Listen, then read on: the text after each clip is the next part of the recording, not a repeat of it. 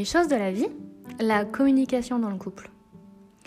Ça fait un petit moment que, autour de moi, je me rends compte que pas mal de couples ont des soucis de communication.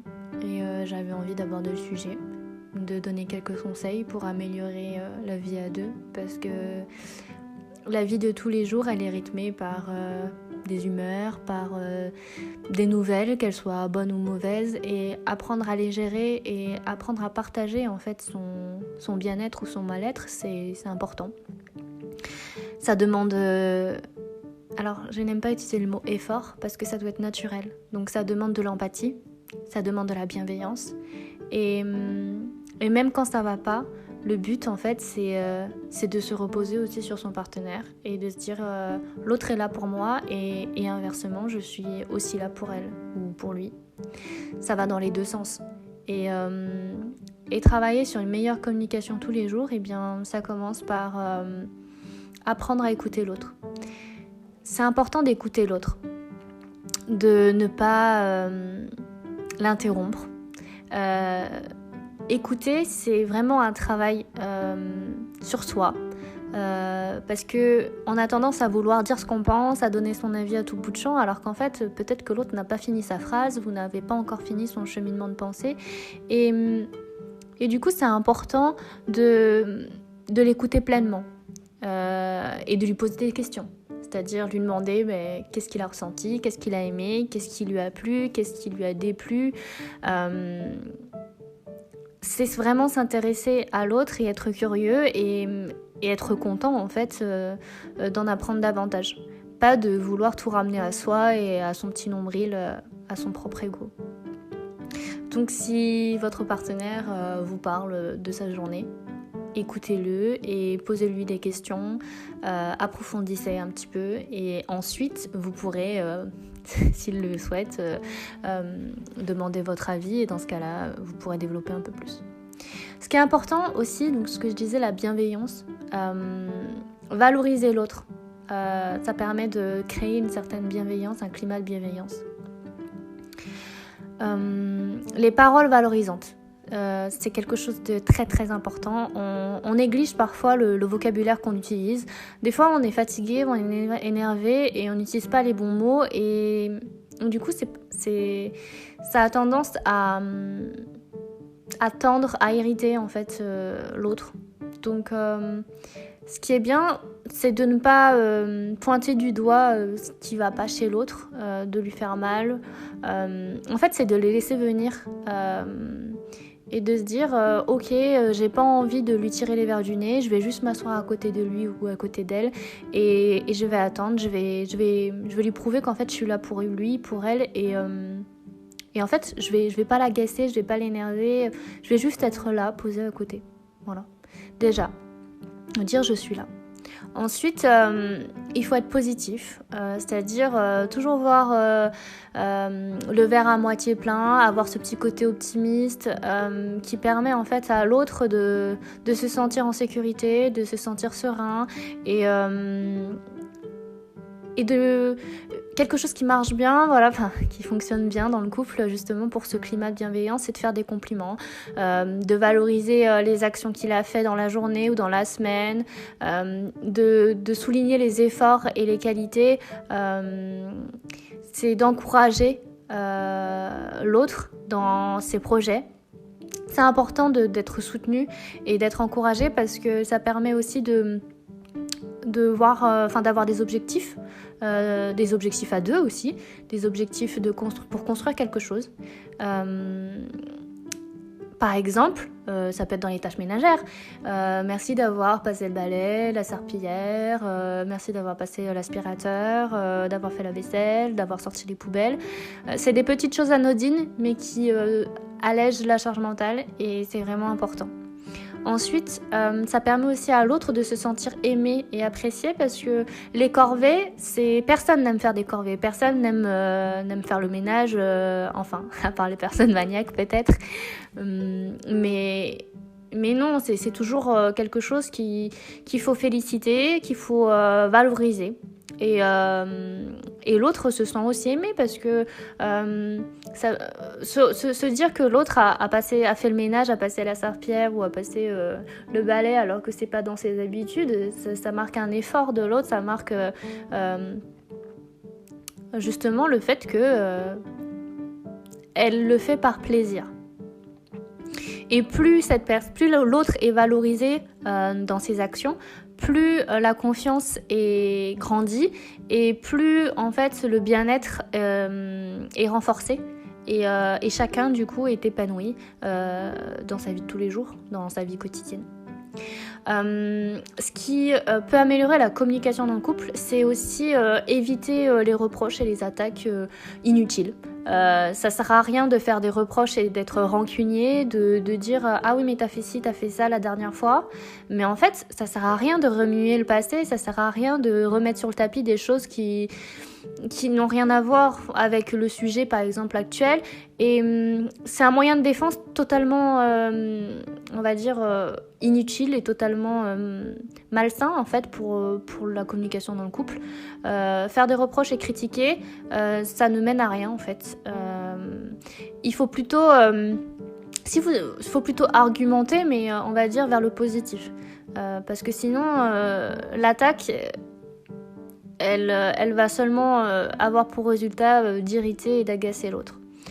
Donc ce qui est important, et c'est pareil, de se plaindre de l'autre, ça ne marche pas non plus. Donc ce qu'il faut par exemple, c'est de faire le contraire, c'est-à-dire ok, c'est pas toi qui as fait le ménage la dernière fois, c'est pas grave, je vais le faire, on va le faire ensemble. Donc c'est pas de dire je vais le faire moi-même toute seule, c'est on va le faire ensemble. Comme ça implique l'autre dans la tâche par exemple. Donc la meilleure façon de pousser à quelqu'un à faire quelque chose, c'est en fait de récompenser la personne par des paroles valorisantes lorsqu'elle le fait. J'ai par exemple l'idée du petit déjeuner. J'ai une amie dont le conjoint en fait ne ramasse pas toutes ses affaires une fois qu'il a déjeuné, donc l'assiette, le verre, les couverts, les miettes de pain sur la table, et il s'en va parce qu'il est pressé, et en fait quand il revient elle a déjà tout rangé, tout nettoyé, et elle lui fait le reproche comme quoi il n'a pas rangé les choses, sauf que lui il se rend pas compte parce que pour lui dans sa tête quand il revient c'est propre, donc il l'a fait alors que c'est pas le cas. Donc elle lui reproche quelque chose qu'elle fait tout le temps et dont lui ne se rend pas compte, alors que du coup la solution c'est plutôt de laisser faire, enfin de laisser en fait la table en plan et de lui dire écoute t'es parti ce matin un coup de vent comme à ton habitude, mais aide-moi à ranger tes affaires. Donc c'est pas de lui faire le reproche qu'il le fait jamais et qu'elle le fait tout le temps, c'est plutôt de dire écoute on va le faire ensemble. Déjà si elle commence à faire les choses avec lui, petit à petit lui ça va devenir un automatisme et il le fera par lui-même en revenant par exemple de ses courses. La communication, ça passe aussi par la maîtrise des disputes ou des désaccords. Parce que des disputes, des désaccords, c'est normal qu'il y en ait et il faut arriver à une sorte de compromis et des concessions. Donc c'est de raisonner de manière intelligente et c'est-à-dire que effectivement on peut ne pas avoir le même avis sur quelque chose, mais de comprendre l'autre. C'est-à-dire je comprends ce que tu dis, je comprends la manière dont tu perçois les choses, je n'ai pas le même point de vue que toi, mais j'admets, j'accepte. Ça s'appelle l'ouverture d'esprit tout simplement. Et il faut pas se sentir frustré. En fait le problème c'est que quand on n'a pas forcément l'ouverture d'esprit ou on n'a pas envie d'accepter l'avis de l'autre, c'est parce qu'en fait ça fait émerger en nous des émotions désagréables et on a envie que l'autre adhère à nos pensées. Sauf que l'autre, il a le droit de pas avoir les mêmes pensées. Et c'est tout à fait louable en fait, et heureusement. Et donc pour garder la tête froide en fait, quand il se passe ces désaccords-là, c'est d'éviter de monter en escalade, c'est d'éviter de monter crescendo dans les attaques ou dans les insultes. En fait, il faut éviter d'en arriver là.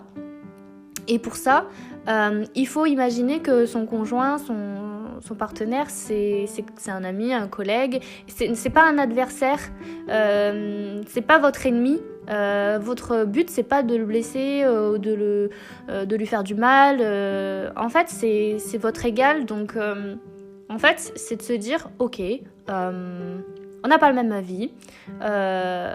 Et puis à la fin de la conversation, en fait, à la fin du débat, en fait, on n'est pas obligé d'arriver sur un accord, en fait. On peut très bien ne pas du tout avoir le même avis à la fin, mais c'est juste de faire un chemin à l'intérieur de vous, en fait, et de vous dire, ok, c'est bien,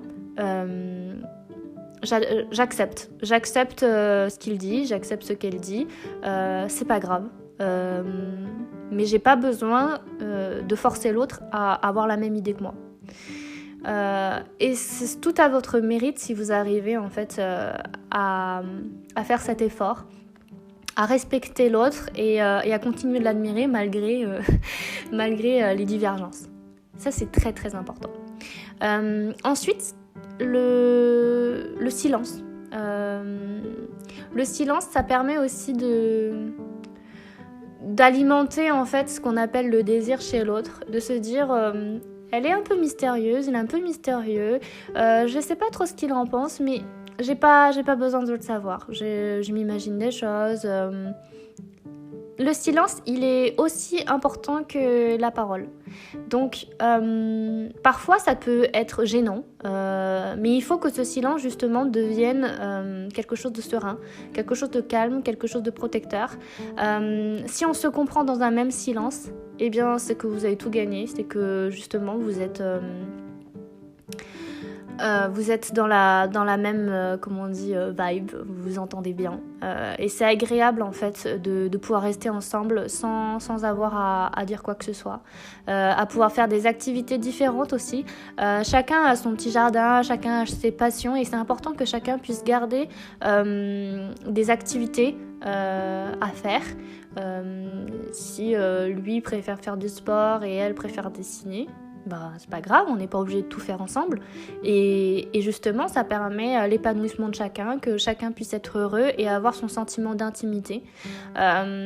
C'est difficile pour certains de ne pas faire tout ensemble. Alors peut-être que c'est aussi très bien aussi, parce qu'il y a certains couples qui aiment tout faire ensemble et il y a certains couples qui ont besoin d'être séparés pour faire leurs activités. Et c'est très bien. C'est très bien ainsi. Ce qui est important aussi, c'est que justement le désir, il va se construire et se nourrir du manque de l'autre. Et c'est parce que l'autre vous manque que vous éprouvez du plaisir à vous retrouver chacun. Vous avez en fait en vous toutes les ressources nécessaires pour être indépendant, pour être autonome et pour cultiver justement votre petit jardin. Et c'est ce qui va vous aider à communiquer mieux avec votre conjoint et votre partenaire. Toutes les émotions positives vont chasser les négatives, tout ce que vous allez partager ensemble, ça va être des moments en fait qui vont créer vos souvenirs et souder votre couple. C'est important de faire ce travail tous les jours, quotidiennement, parce que si l'un baisse les bras, en fait, l'autre, c'est ce que je vous expliquais, on est comme des seaux d'émotions, des seaux de sentiments, des seaux SCEAU, X, d'accord. Et à chaque fois qu'on va faire quelque chose de positif, quelque chose de bienveillant, en fait, ce seau, il va se remplir, en fait, petit à petit. Et chaque action négative va avoir tendance à baisser le niveau de ce seau. Donc, ce que je vous invite à faire, c'est que tous les jours, en fait, vous allez cultiver en fait ces actions bienveillantes et le seau d'amour, en fait, le seau de sentiment d'amour de votre conjoint va se remplir et déborder. Et ça, c'est important de toujours veiller à ce qu'il soit plein, débordant ou voilà. Et si vous vous rendez compte que l'autre, en fait, n'est pas bien, dans ce cas-là, il faut l'inviter à en parler ou même de vous-même de lui dire écoute, moi je me sens pas très bien aujourd'hui, est-ce qu'on peut en parler parce que j'ai besoin de toi, j'ai besoin que tu me soutiennes, j'ai besoin de paroles bienveillantes, valorisantes. Et Et j'espère que comme ça, vous allez construire votre équipe, votre team, comme on dit, parce qu'un couple, c'est une équipe soudée dans toutes les épreuves. Donc je vous souhaite à tous et à toutes de pouvoir réussir à communiquer sainement